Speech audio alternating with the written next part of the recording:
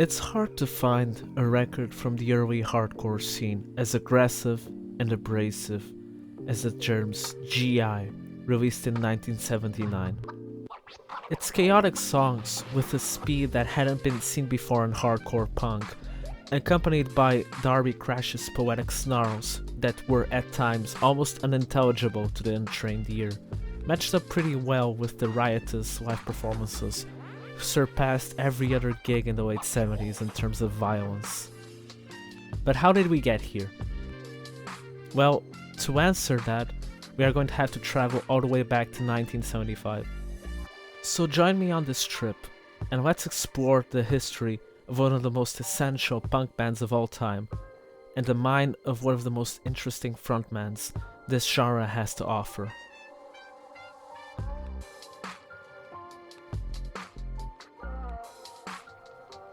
The little boy who would grow up to become Darby Crash was born Jan Paul Beam on September 26, 1958. His childhood was tragic to say the least.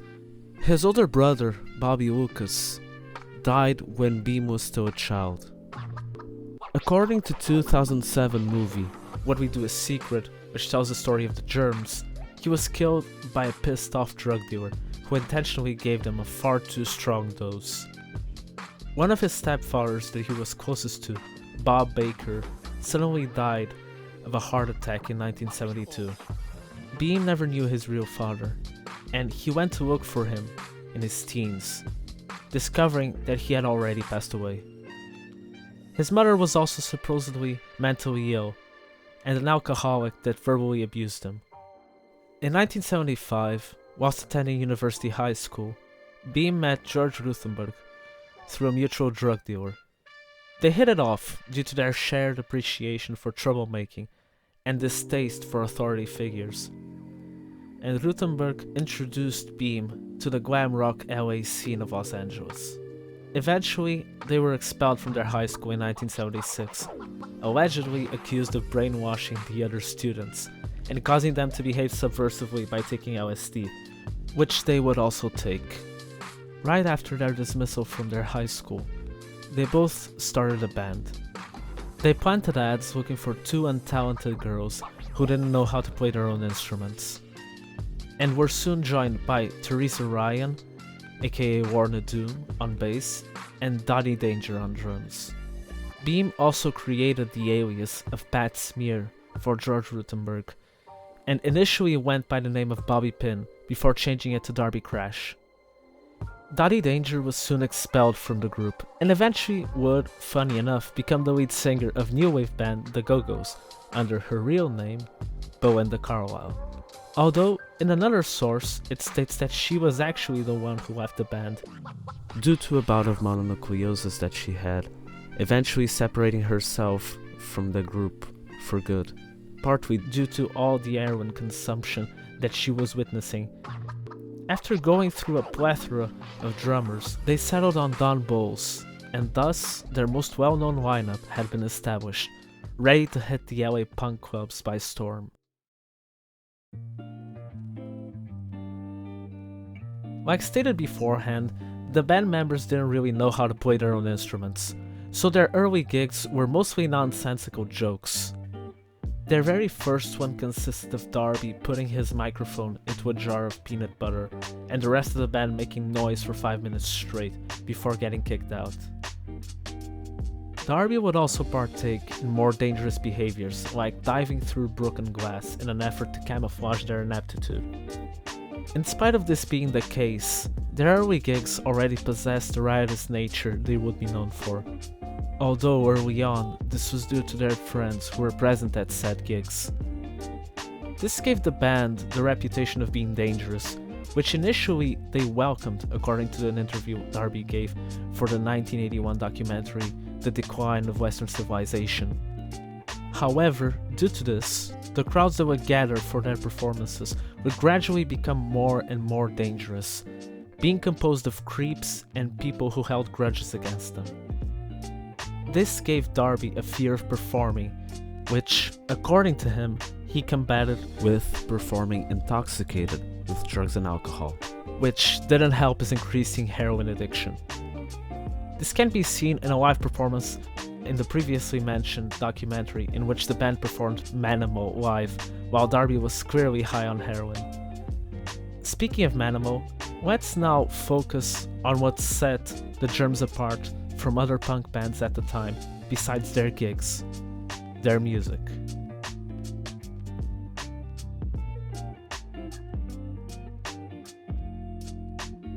When it comes to studio output, the Germs released one single, Forming, in 1977, two EPs, one called Lexicon Devil released in 1978, and the other one being a posthumous release called What We Do Is Secret in 1981, and one full-length record, the highly influential and previously mentioned GI, released in 79, short for Germs Incognito, an alias they would use to play in concert venues they had already been previously banned from. Starting with Forming, you can tell that the band was still in its infancy, and that not long had passed since the band members had picked up their instruments for the first time. The single is composed by Side A, Forming, and Side B, Sex Boy. Darby also had difficulties in remembering to sing into the microphone, which you can clearly hear on Sex Boy, more than in Forming, probably due to the first having been recorded live in a Roxy nightclub at an audition to be a part of Cheech and Chong's movie Up in Smoke, which they were cut from. As for Forming, the song was recorded in Smear's garage, a simple march with a never-changing beat. I won't discuss the posthumous EP, since it's entirely comprised of covers, live recordings, songs that appeared on the first EP, and an outtake from GI.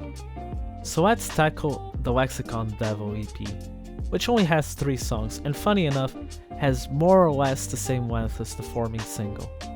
Starting out with what's probably their most well-known song, due to its catchy chorus, the slow version of A Lexicon Devil.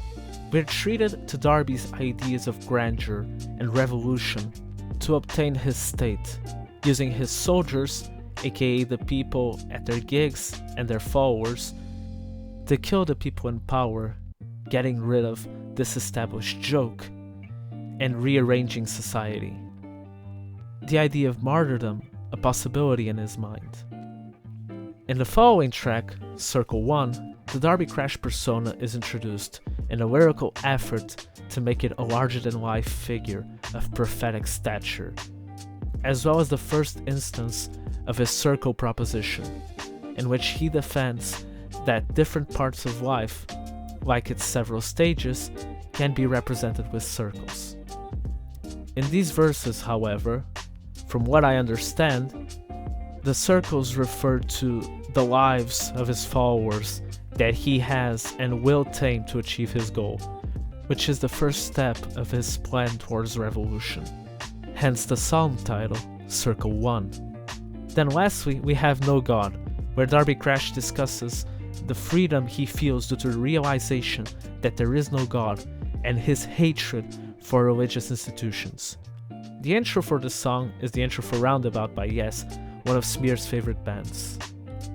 And then finally, we reach the main chorus and one of the biggest jewels of LA punk, GI, the most unhinged punk to come out of the 70s, along with Black Flag's Nervous Breakdown EP.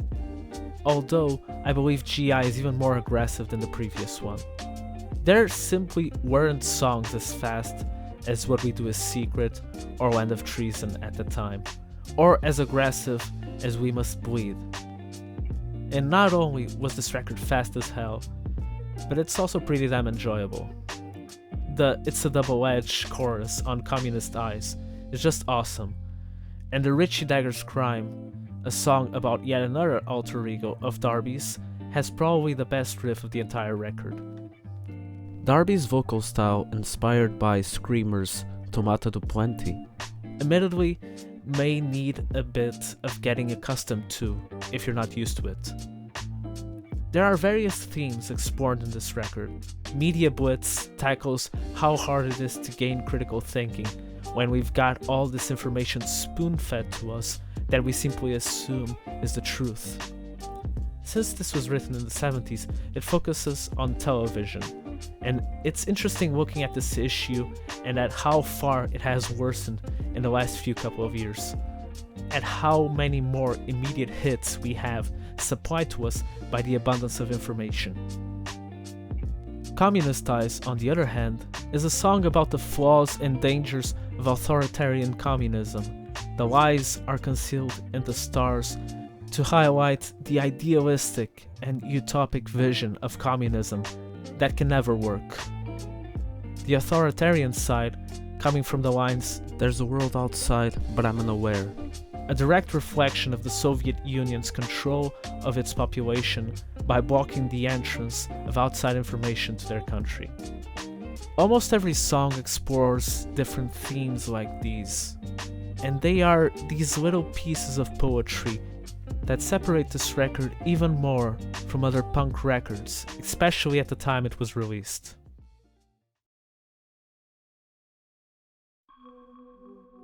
There were a few things that contributed to the demise of the Germs.